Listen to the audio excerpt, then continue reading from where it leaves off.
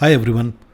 When you sign up with BangDB for the SaaS version of it, you will get a URL like this. And when you go there, you will get a login page. BangDB will send you a user ID and password. You need to log in here using that. So my user ID is BangDB AMP and I'll type in the password.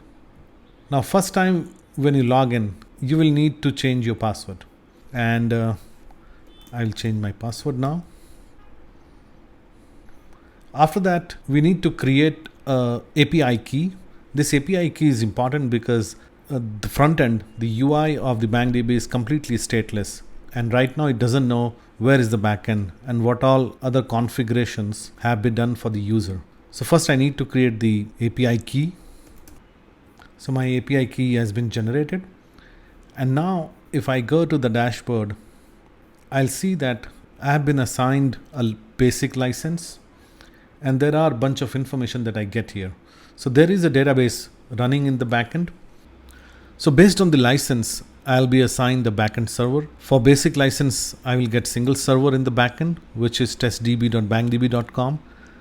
And these 4 boxes will give you a bunch of data points to understand how the DB is performing, where the DB is, and various other statistics that will be useful when you run the database. So for example, the database is right now running on Ubuntu 18 and it has 220 GB of disk and 16 GB of RAM and 4 CPU.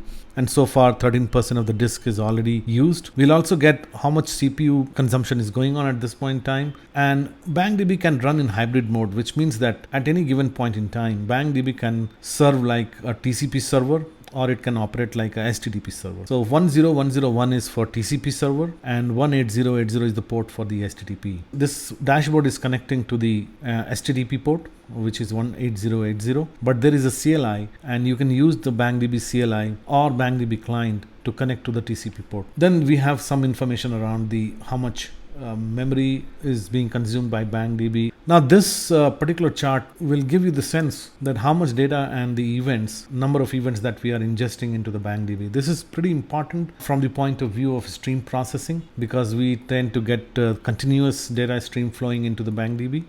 Just to give you a quick peek of the profile part. So you can go to the profile, you can change your name, you can upload the picture and logo, you can change your password here. You can also go and see the user log. So we log in, we come to this page. Now, if you go to the database, you will see there is a table link. If you click, you will see all the tables here. Now, there are a bunch of system tables that BangDB deals with. And since we just got the DB assigned freshly, so we'll see all the tables are system tables. There are close to 32 system tables here. This is a query tab and we can write any SQL query, SQL-like query. And the result will be rendered here. And then we will have option to see the result in a JSON document manner, or we can split the JSON into table and then we can also download the result. This is stream processing.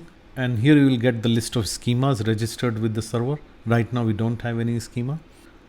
We can also create schema or edit the existing schema using this form. Now on every page you will get a help icon. And if you click, you will get the information about the page and how to deal with this page, how to create or perform the workflow or the action that we are supposed to do.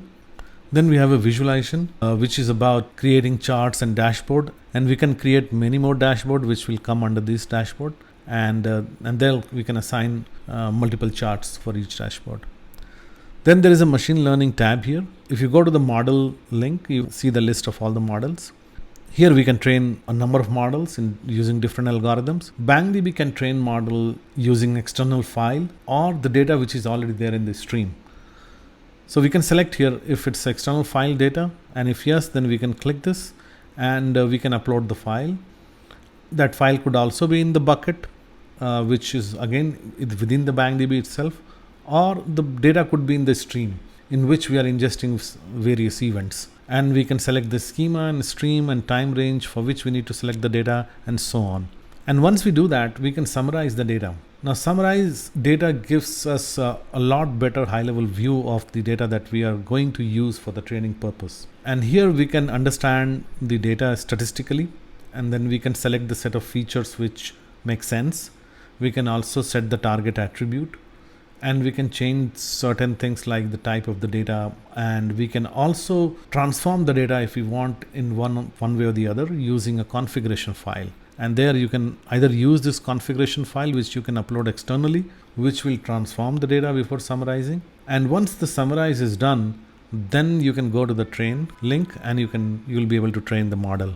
Once the model is trained, you can download the document which contains the detail of the model. Now, in many times, we already have models, and probably we have trained model using TensorFlow or PyTorch or some other Python framework. And we would like to import those models here and do the prediction on the incoming data using those models. So the upload model allows us to do that.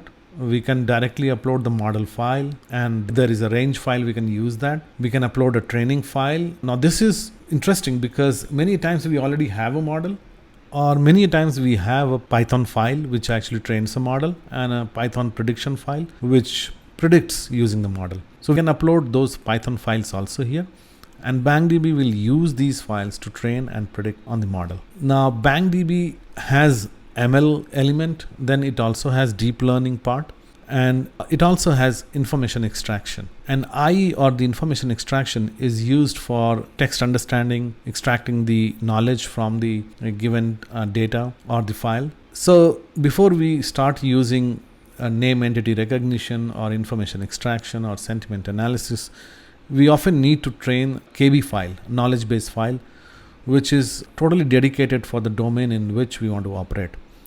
The BangDB allows us to train KB file, and this particular page is to do that. Now finally, we can also test the model using the prediction link. We can select the model and we can either upload a file for which we need to do the prediction, or we can simply type in the test data here and we can see the result.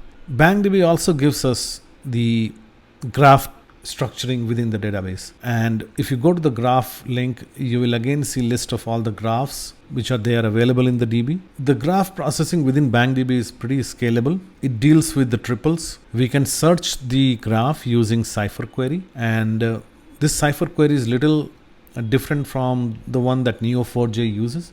For various reasons, we need to deal with large files. So for example, if we are dealing with machine learning, the model is a large file. The intermediate data file would be large. The training file itself could run into, let's say, hundreds of MBs or even GBs. And the prediction output could also be very large if suppose prediction has happened on the file. And for various other reasons also, we would like to upload larger files within BangDB.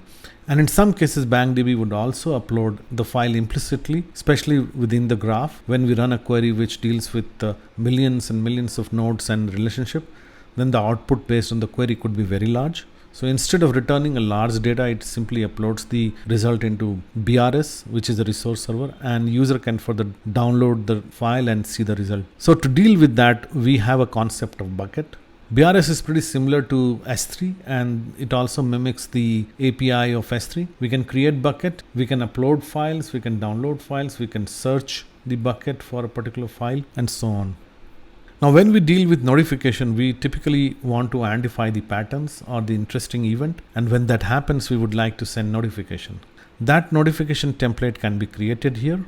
The notification can be sent either by email, or we can call a REST API endpoint, or we can simply sync the data to some bug tracking system or issue resolution system or a CRM system. On the open notification, we can see all the open notification. So this is very high level overview of the Ampere, which is the SaaS version of BangDB. And we will have different videos for different workflows and scenarios subsequently. Thank you very much.